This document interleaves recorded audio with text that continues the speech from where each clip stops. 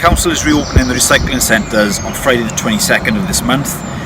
There are 6 usual sites that will be open from 9 AM till 7 PM. We've also set up 2 temporary sites like this one here in Abercynon, and there's another one over in the Rhondda Fach at the Sports Centre, like this one is at Abercynon Sports Centre. These will be open from 9 AM till 5 PM.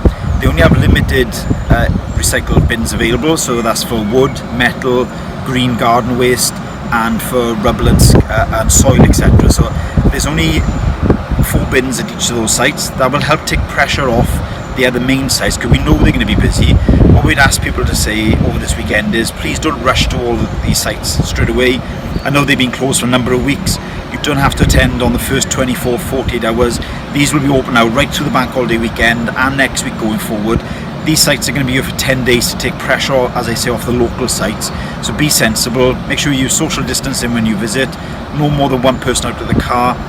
You have to stay in the car while you're in the queue, and please make sure you wash your hands then afterwards. And above all, be respectful to our staff who are doing their very best across the council. Thank you.